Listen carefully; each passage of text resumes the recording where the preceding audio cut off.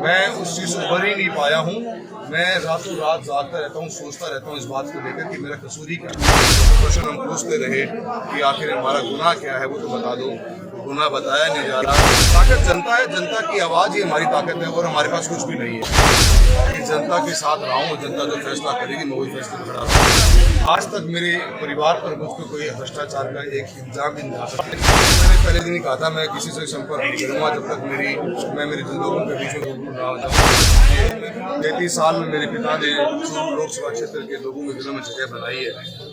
आज पार्टी ने जो टिकट काटने का कार्य किया बिना बातचीत के हुई चीज़ें, ये लोग बहुत दुखी हैं, लोगों में बहुत आक्रोश है इस बात का।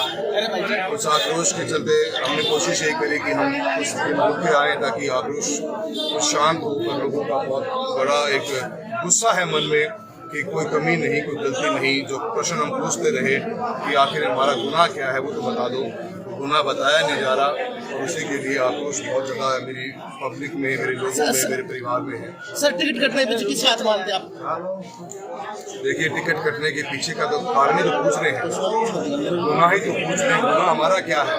वो तो पार्टी के हमारे जो बड़े लोग बैठे हैं उनको बताने का कार्य है कि किस बात पर टिकट काटी गई है, वो बात तो वो बताएंगे। वही तो पूछ रहे हैं पिछले 6 दिनों से कि हमारा कसूर क्या है, तो बताइए। किस तरह का निर्णय आपने लिए हैं आगे आने वाले समय के लिए? देखिए, हम जनता के बीच में रहने वाले लोग हैं। हम जनता के अंदर रह के राजनीति करते हैं। जनता ही हमारी ताकत है। वो ताकत ही थी तभी भैरों सिंह शेखावत जी ने 1991 के अंदर पिताजी को टिकट दी थी, जब हम सरपंच ही थे सर। तो ताकत जनता है, जनता की आवाज़ ही हमारी ताकत है और हमारे पास कुछ भी नहीं है। जो ताकत, जो मेरी जनता, जो मेरे लोग, जो मेरे आत्मीयता से जुड़े हुए लोग हैं, जो वो फैसला लेंगे मैं उस फैसले पर चलूँगा। आज मेरी खुद की कोई से नहीं, मैं इस जनता के साथ रहा हूँ। जनता जो फैसला करेगी मैं वही फैसले पर खड़ा रहूँगा। राहुल जी चुनाव लड़ेंगे इसका अगर जनता भी यही चाहती है कि चुनाव लड़े राहुल जी, तो क्या लोकसभा का चुनाव इस बार मैं इसके बारे में आपको आने वाले 2 दिन बताऊंगा। एमपी साहब, चर्चा चल रही है, कांग्रेस में शामिल होने की चर्चा चल रही है, उसको लेकर क्या कहना है? कांग्रेस में शामिल होने के लेकर लोकसभा मैंने पहले दिन ही कहा था मैं किसी से संपर्क नहीं करूँगा जब तक मैं मेरे लोगों के बीच में रूबरू ना हो जाऊँ। मैं मेरे लोगों के आज रूबरू हुआ हूँ। बहुत से मेरे लोग नौहर, भादरा से, सदार से, सुजानगढ़, सभी तहसीलों से, दारनगर से, रतनगढ़ से बहुत लोग आए हुए। सबसे मैं बातचीत करने के बाद में ही इस बारे में मेरा अगला कदम। क्या एमपी साहब 2 दिन बाद में कोई बड़ी सभा करने वाले हो क्या रात में? 2 दिन बाद बड़ी सभा करोगे क्या रात में? 2 दिन बाद में सभाओं की जरूरत नहीं। ये एक आम जन में जो आप आक्रोश और जो गुस्सा देख रहे हो, इन ऐसे माहौलों में सभाओं की जरूरत पड़ती।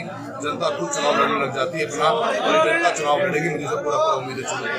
सर, कांग्रेस के पार्टी के कोई बड़े जिसने आपसे संपर्क किया? मैंने आपको बताया, आप जानते हो पत्रकार महोदय, कि मैं 10 साल से जिस पैशन के साथ में अपने लोकसभा में काम कर रहा था, मेरे हाईवेज आप देखोगे, मेरे रेलवे का काम देखोगे, मेरे बीमा का काम देखोगे, मैं उस चीज़ से उभर ही नहीं पाया हूँ। मैं रातों रात जागता रहता हूँ, सोचता रहता हूँ इस बात को लेकर कि मेरा कसूर ही क्या है। मैं पुस्तिका तक में छपाई है। मैंने करीब 20,000 करोड़ रुपए के काम शुरू लोकसभा में करवाए हैं। आज तक मेरे परिवार पर मुझ पर कोई भ्रष्टाचार का एक इल्जाम भी नहीं आ सकता। मेरा फोन 24 आवर्स ओपन रहता है। मेरे पिताश्री हर शादी हम में पहुँचने का काम करते हैं। कुछ कारण नजर नहीं आता। कोई एक व्यक्ति नाराज हो गया होगा तो मैं जानता नहीं, पर मुझे लगता कि पार्टी राजेंद्र सिंह